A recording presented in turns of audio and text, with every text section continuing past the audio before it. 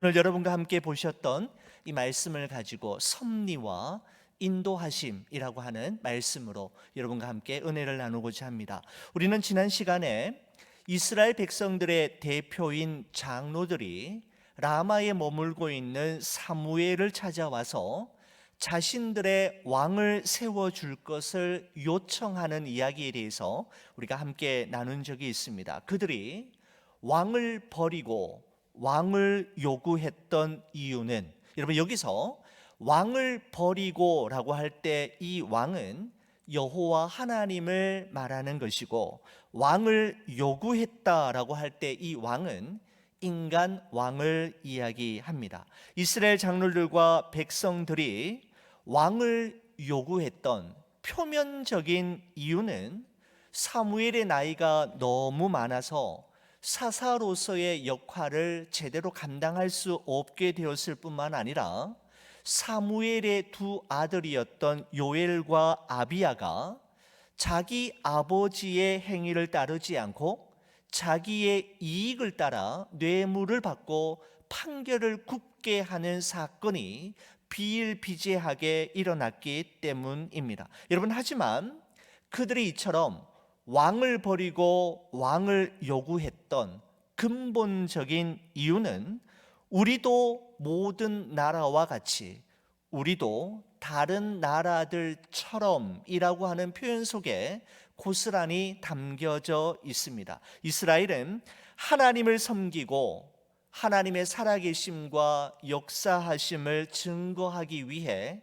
다른 나라들로부터 구별된 백성들이었음에도 불구하고 그들은 구별된 백성, 구별된 나라가 되기보다는 그들과 똑같은 나라, 그들과 똑같은 삶을 살아가기를 원했던 것입니다. 눈에 보이지 않는 하나님보다는 다른 나라들처럼 항상 눈으로 볼 수 있는 인간 왕, 자신들을 대표하고 자신들의 문제를 해결해 줄 수 있는 인간 왕이 너무나도 부러워 보였던 것이었습니다. 다시 말씀드리면 이런 의미죠.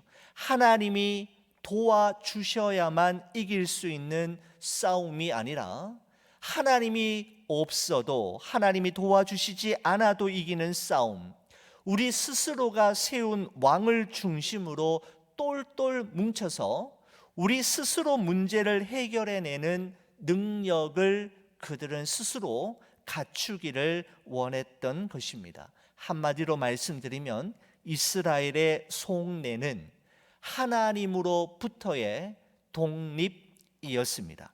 결국 사무엘상 8장은 하나님께서 사무엘에게 하시는 다음과 같은 말씀으로 씁쓸히 결말을 내리게 되는데, 사무엘상 8장 22절에 보면 그들의 말을 들어 왕을 세우라 라고 하는 하나님의 말씀이었습니다. 여러분, 오늘 여러분과 함께 읽었던 사무엘상 9장의 말씀은 이제 누가 이스라엘의 초대 왕이 될 것인가, 하나님은 어떤 사람을 왕으로 세우는가에 대해 기록하고 있습니다. 여러분, 그동안 초야에 묻혀 있던 사울이 하나님의 오묘하신 섭리와 경륜 속에서 어떻게 이스라엘의 역사의 무대 위에 세워지게 되는지에 대해 오늘 본문은 소상히 그 내용들과 여정을 소개하고 있는 것을 보게 되는데, 여러분 1절과 2절에 이런 말씀으로 사무엘상 9장이 시작이 됩니다. 베냐민 지파에 기스라 이름하는 유력한 사람이 있으니 그는 아비엘의 아들이요 스롤의 손자요 베고랏의 증손이요 아비야의 현손이며 베냐민 사람이더라. 기스에게 아들이 있으니 그의 이름은 사울이요 준수한 소년이라. 이스라엘 자손 중에 그보다 더 준수한 자가 없고 키는 모든 백성보다 어깨 위만큼 더 컸더라라고 말씀하고 있습니다. 사울이 어떤 인물인지에 대해서 1절은 그의 집안을 소개함으로 설명하고 있는데, 베냐민 지파 출신이고 아버지는 기스인데 그 기스라고 하는 사람은 아주 유력한 사람이었다, 이렇게 이야기합니다.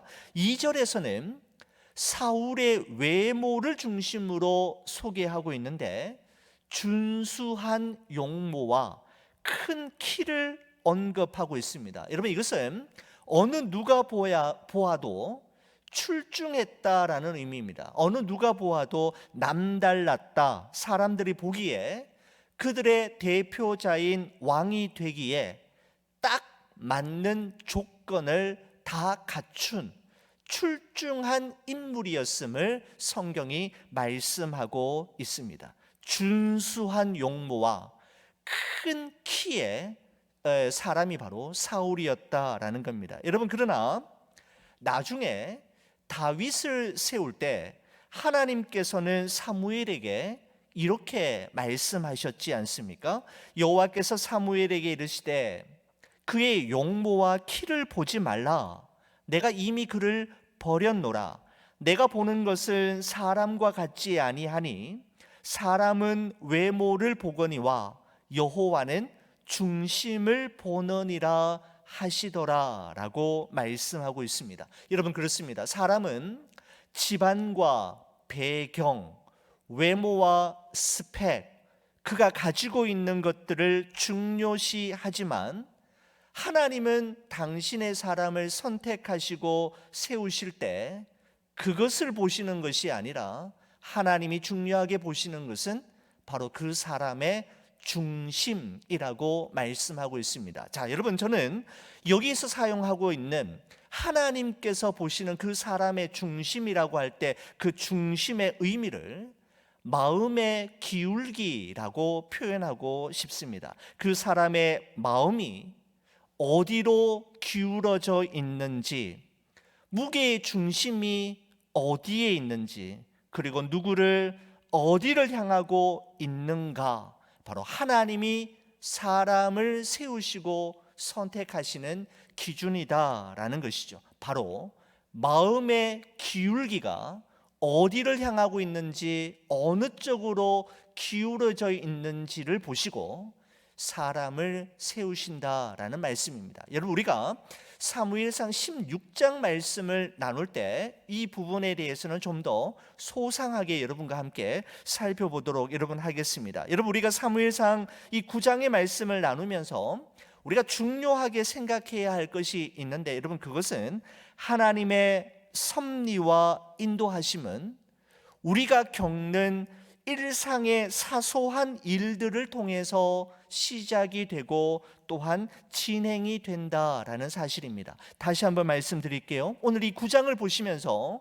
여러분과 제가 유념하게 생각해야 할 것이 있다면 그것은 하나님의 섭리와 인도하심은 우리가 겪는 일상의 사소한 일들을 통해 시작이 되고 진행이 된다라는 말씀입니다. 여러분, 사무엘과 사울의 첫 번째 만남은 사울의 아버지인 기스가 암나귀들을 잃어버리는 사건으로 시작이 됩니다. 자, 오늘 본문 3절의 말씀을 보시면 사울의 아버지 기스가 암나귀들을 잃고 그의 아들 사울에게 이르되 너는 일어나 한 사환을 데리고 가서 암나귀를 찾으라 하매라고 되어 있습니다. 어느 날 암나귀들을 잃어버리는 사건이 일어났고 그 잃어버린 암나귀들을 찾으러 나선 사울은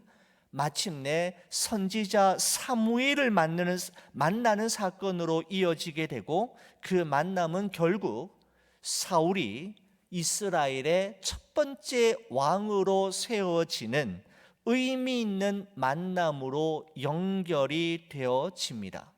여러분, 누가 하신 일일까요?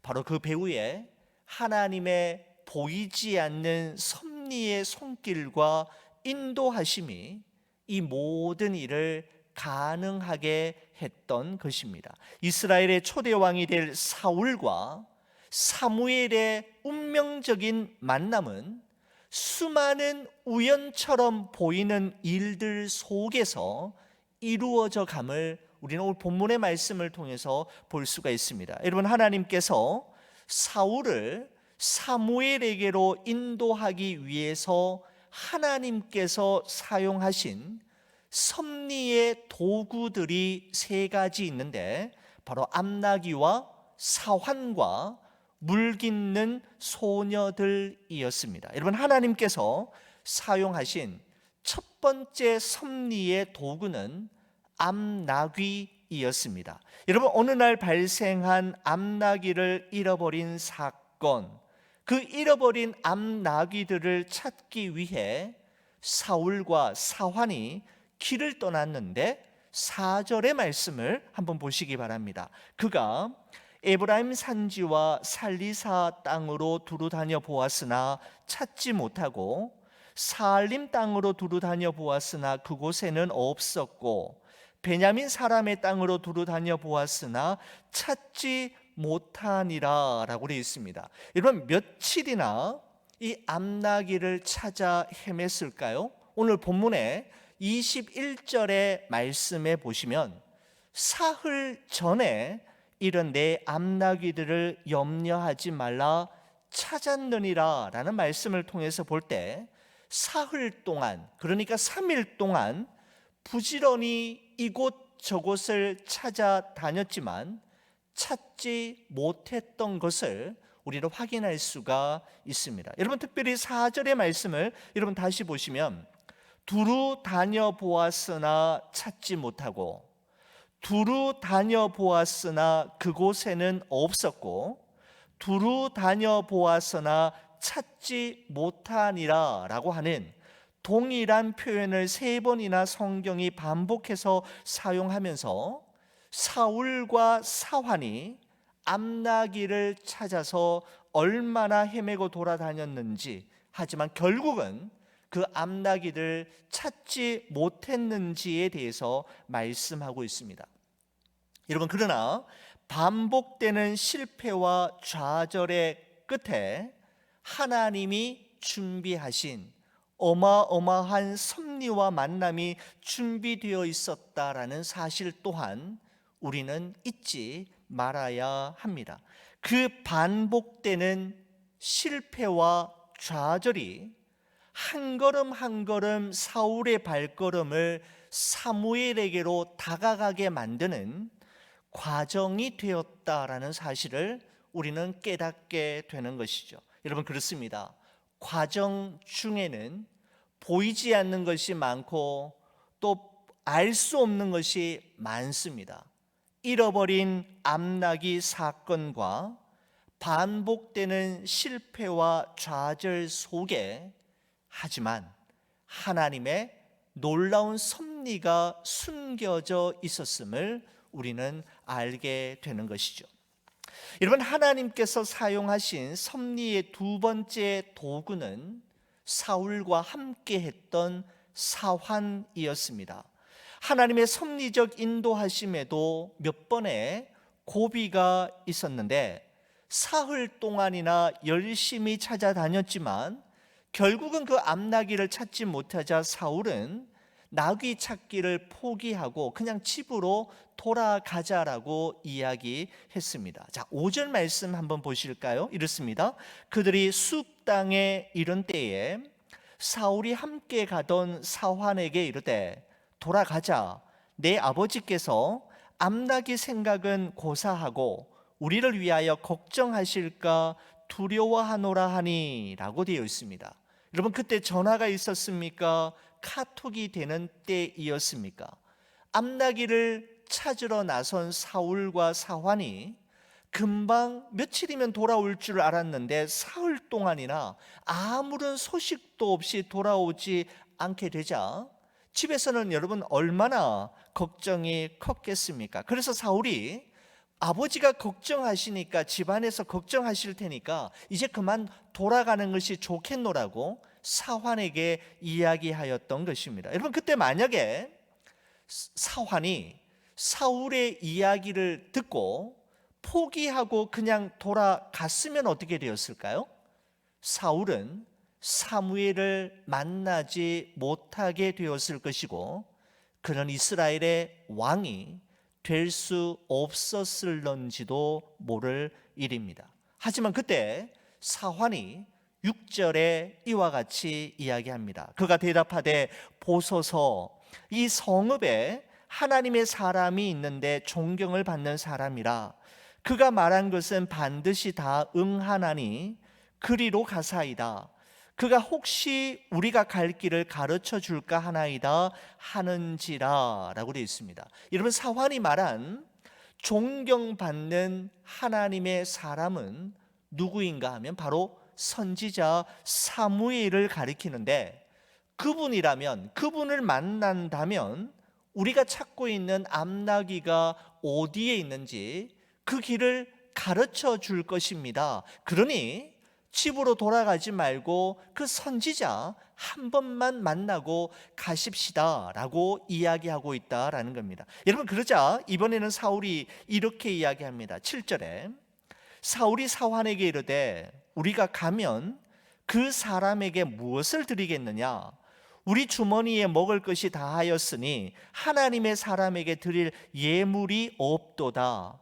무엇이 있느냐 하니라고 말씀하고 있습니다. 여러분, 두 번째 고비를 맞이하게 되는데, 우리가 지금 하나님의 사람에게 도움을 요청하러 가는데 어떻게 빈손으로 갈 수 있겠느냐라는 겁니다. 그럴 수는 없지라는 것이죠. 어떻게 빈손으로 하나님의 사람을 찾아가서 도움을 요청할 수 있단 말이냐? 무엇인가 좀 가지고 가야지, 그렇게 이야기하는 것이죠. 그러자 이번에도 사환은 물러서지 않고 사울에게 8절에 이렇게 이야기합니다. 사환이 사울에게 다시 대답하여 이르되 보소서, 내 손에 은 한 세겔의 4분의 1이 있으니 하나님의 사람에게 드려 우리 길을 가르쳐 달라 하겠나이다 하더라 라고 말씀하고 있습니다.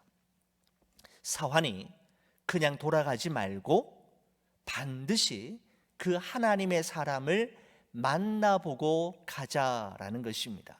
여러분, 성경은 이 사환이 도대체 누구인지, 이 사환의 이름이 무엇인지 밝히고 있지 않지만, 암나귀들을 찾으러 먼 길을 떠날 때 아버지 기스가 붙여준 이 사환이 사울의 곁에 없었다면 사울은 사무엘을 만나지 못했을 것이고, 그랬다면 그는 왕으로서 기름 부음을 받지 못했을 것입니다. 여러분, 그렇습니다.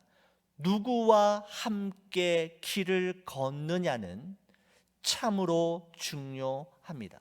여러분, 우리가 기도할 때, 우리 자신을 위해, 우리 자녀들을 위해 기도할 때 반드시 해야만 하는 기도가 있다면 그것은 만남을 위한 기도라고 생각이 됩니다. 여러분, 그 만남을 통해서 우리는 하나님께로 더 가까이 다가갈 수도 있지만 하나님으로부터 멀어질 수도 있으며, 하나님의 섭리의 길을 걸을 수도 있지만 그 섭리의 길을 벗어날 수도 있기 때문입니다. 그 만남을 통해서 말입니다. 인생의 배우자와의 만남, 영혼의 친구와 같은 이와의 만남, 신실한 목회자와의 만남, 교회와의 만남, 또한 책과의 만남, 그 무엇보다도 우리 인생의 선한 목자 되시는 예수 그리스도와의 만남은 있어도 되고 없어도 되는 만남이 아니라 반드시 있어야만 하는 중요한 만남이지요. 사랑하는 우리 교회 여러분, 사울을 사무엘 앞으로 인도하기 위해 그 사환을 준비하신 분은 누구일까요? 사울의 아버지인 기스일까요? 예, 맞습니다. 표면적으로는 기스가 아들에게 붙여준 사환이었지만 그 배후에 하나님이 계셨기에 사환은 사울과 함께 할 수 있었던 것입니다. 어떤 고비와 위기도 하나님께서 작정하신 일을 막을 수 없었습니다. 오히려 그 고비와 위기를 통하여 오히려 하나님의 섭리가 이루어지고 섭리의 최종 목적지에 더 가까이 나아가게 된다라는 사실을 우리는 오늘 이 본문의 말씀 속에서 확인할 수 있게 되는 것입니다. 여러분, 하나님께서 사용하신 섭리의 세 번째 도구는 물 깃는 소녀들이었습니다. 여러분, 사울은 사환의 말을 듣고 드디어 사무엘 선지자를 만나러 나아갑니다. 여러분, 그렇지만 언제 어디서 어떤 타이밍에 그 하나님의 사람 선지자를 만날 수 있는지에 대해서는 전혀 알 수가 없었던 거죠. 여러분, 그런데 바로 그때 물 길러러 나온 소녀들과의 만남이 이루어지게 되는데, 자, 오늘 본문 11절과 12절 말씀입니다. 그들은 누구냐면 사울과 사환입니다.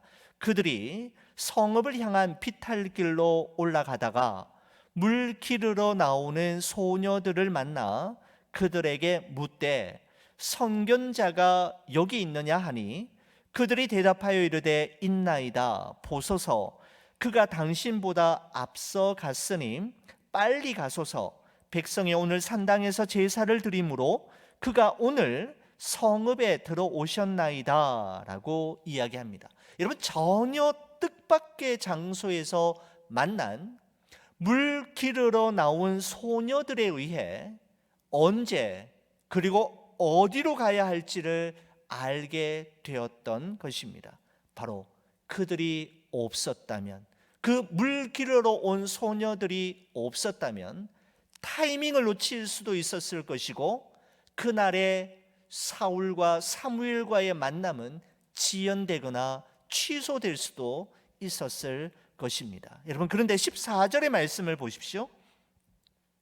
그들의 성읍으로 올라가서 그리로 들어갈 때에 사무엘이 마침 산당으로 올라가려고 마주 나오더라 라고 기록합니다. 성경은 사울과 사무엘과의 운명적 만남을 마침이라는 단어를 통해 사용하면서 한치의 오차도 허락하지 않으시는 정확하신 하나님의 섭리의 손길을 보여주고 있습니다. 여러분, 그렇습니다. 하나님의 타이밍은 한 번도 빗나간 적이 없으며 한치의 오차도 없이 언제나 정확한 법입니다.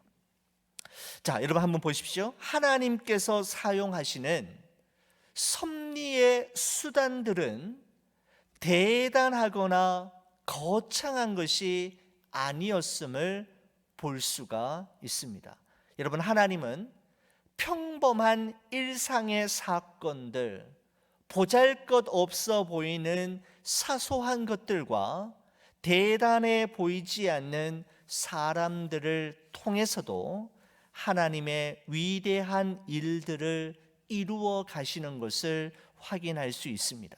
어느 날 우연히 일어난 암나기 분실 사건, 그 암나기들을 찾기 위해 사울과 사환이 함께 떠난 사건, 사흘 동안을 찾아도 찾을 수 없었던 사건, 포기하고 집으로 그냥 돌아가려고 했을 때 두 번이나 길을 가로막아 서면서 하나님의 선지자를 딱 한 번만 만나고 가보자고 했던 그 사건, 그리고 그 선지자를 만나기 위해 어디로 언제 가야 할지 전혀 알 수 없는 막막한 상황이었지만, 하필이면 바로 그때 뜻밖의 장소에서 만난 물 길러러 나왔던 소녀들과의 만남, 그리고 마침 산당으로 올라가는 사무엘을 만나게 되었던 일들, 여러분, 이 모든 일들이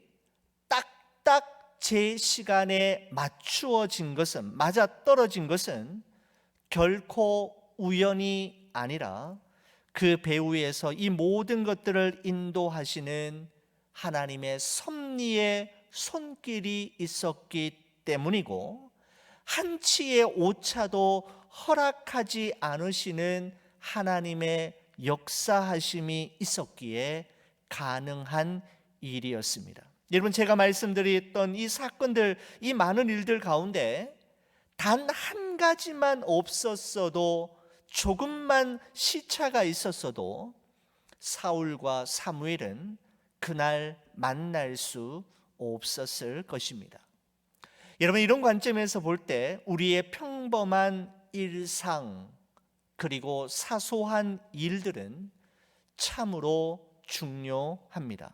하나님을 믿는 사람, 그리고 그 하나님의 섭리를 믿는 사람들은 그들에게 주어진 평범한 일상 속에서 경험하는 사소한 일들을 소홀히 여기지 않고 최선을 다해 감당합니다. 여러분, 왜냐하면 그 일과 그 만남이 하나님의 섭리와 경륜을 이루는 도구가 될 수 있음을 그들은 믿기 때문입니다.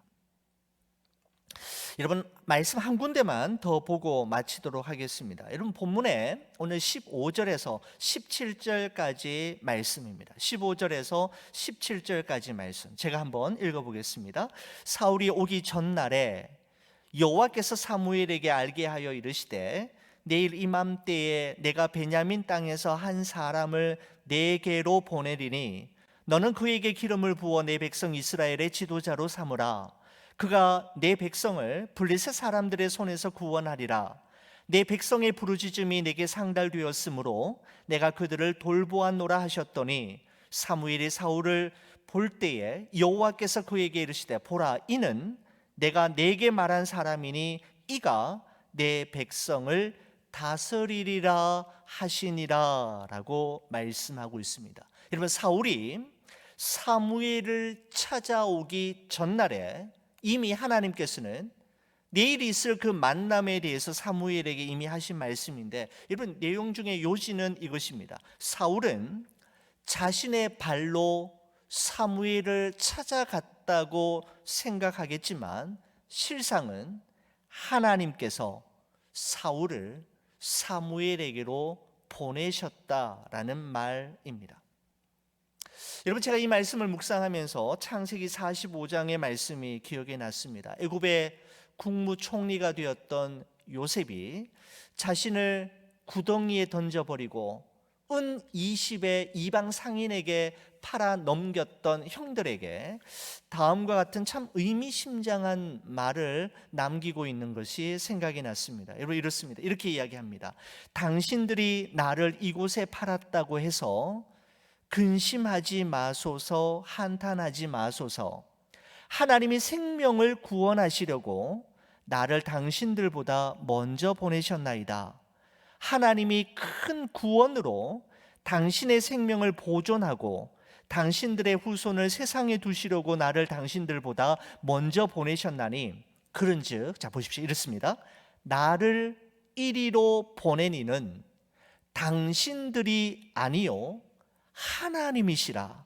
하나님이 나를 바로에게 아버지로 삼으시고 그 온 집의 주로 삼으시며 애굽 온 땅의 통치자로 삼으셨나이다 라고 말씀하고 있습니다. 나를 이리로 보내니는 당신들이 아니요 하나님이시라.